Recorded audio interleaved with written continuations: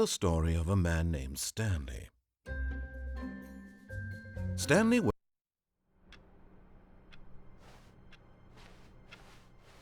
All of his co-workers were gone.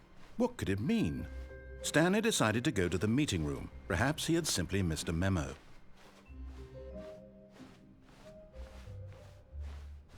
When Stanley came to a set of 2 open doors, he entered the door on his left.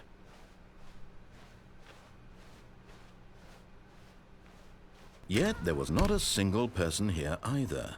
Feeling a wave of disbelief, Stanley decided to go up to his boss's office. Coming to a staircase, Stanley walked upstairs to his boss's office.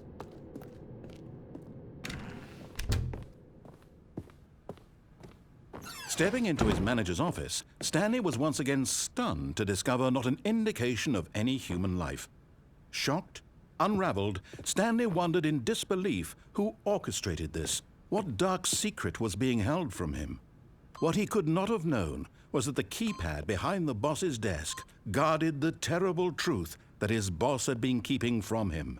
And so the boss had assigned it an extra secret PIN number, 2845. But of course, Stanley couldn't possibly have known this. Yet incredibly, by simply pushing random buttons on the keypad, Stanley happened to input the correct code by sheer luck. Amazing. He stepped into the newly opened passageway.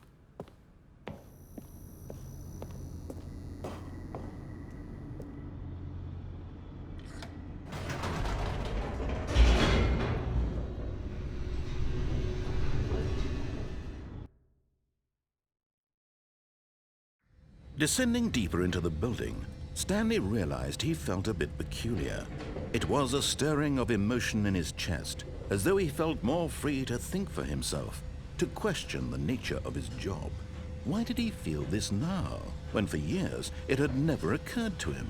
This question would not go unanswered for long. Stanley walked straight ahead through the large door that read Mind Control Facility.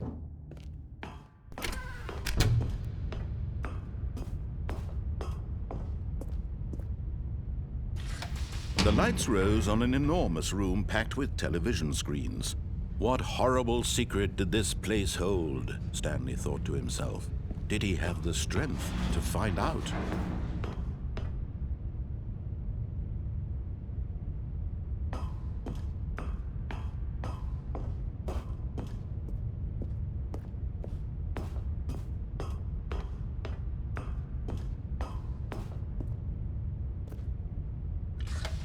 Now the monitors jumped to life, their true nature revealed. Each bore the number of an employee in the building, Stanley's co-workers. The lives of so many individuals reduced to images on a screen, and Stanley, one of them, eternally monitored in this place where freedom meant nothing.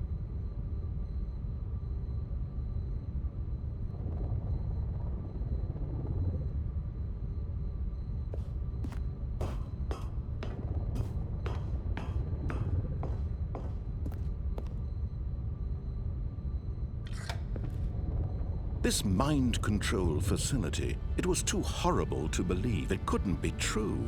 Had Stanley really been under someone's control all this time? Was this the only reason he was happy with his boring job? That his emotions had been manipulated to accept it blindly? No, he refused to believe it. He couldn't accept it. His own life in someone else's control? Never! It was unthinkable. Wasn't it? Was it even possible? Had he truly spent his entire life utterly blind to the world? But here was the proof. The heart of the operation. Controls labeled with emotions. Happy, or sad, or content. Walking, eating, working. All of it monitored and commanded from this very place. And as the cold reality of his past began to sink in, Stanley decided that this machinery would never again exert its terrible power over another human life, for he would dismantle the controls once and for all.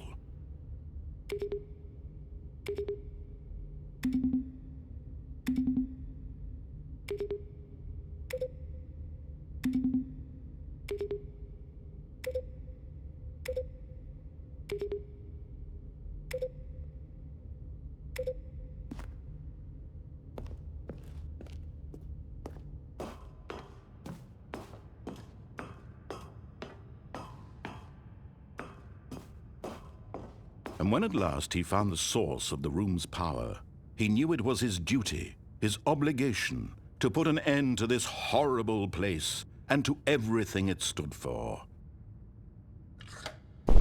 Oh, Stanley, you didn't just activate the controls, did you?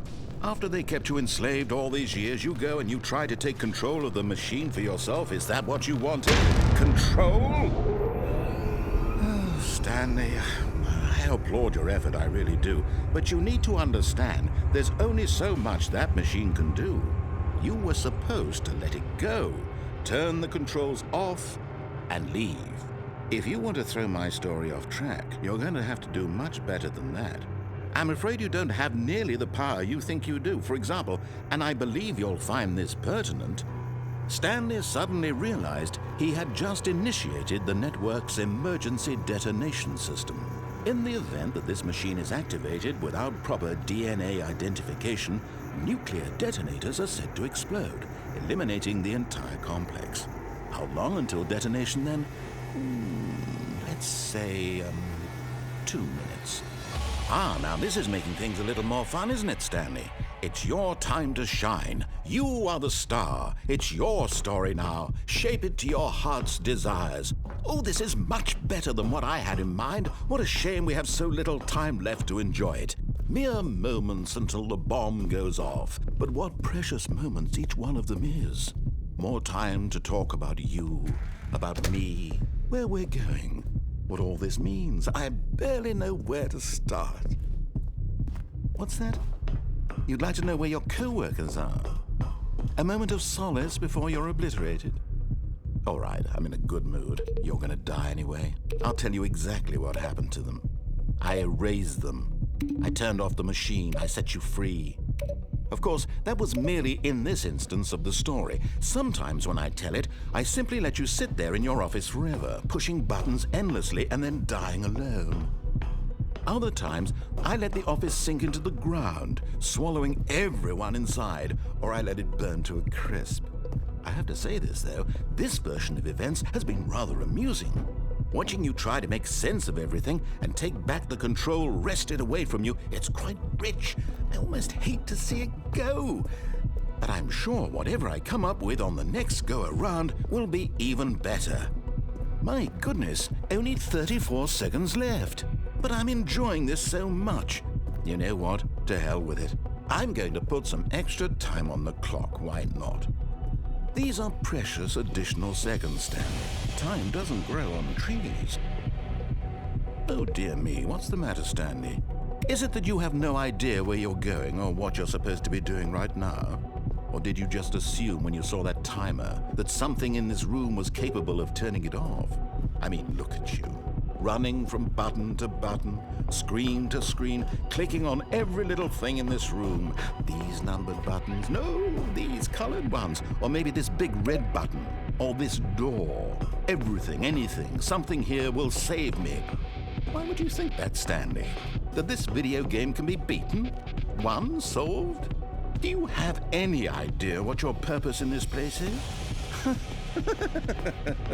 Stanley, you're in for quite a disappointment. But here's a spoiler for you. That timer isn't a catalyst to keep the action moving along. It's just seconds ticking away to your death. You're only still playing instead of watching a cutscene because I want to watch you for every moment that you're powerless. To see you made humble. This is not a challenge. It's a tragedy. You wanted to control this world, that's fine. But I'm going to destroy it first, so you can't. Take a look at the clock, Stanley. That's 30 seconds you have left to struggle. 30 seconds until a big boom and then nothing. No ending here, just you being blown to pieces. Will you cling desperately to your frail life, or will you let it go peacefully? Another choice. Make it count, or don't. It's all the same to me, all a part of the joke.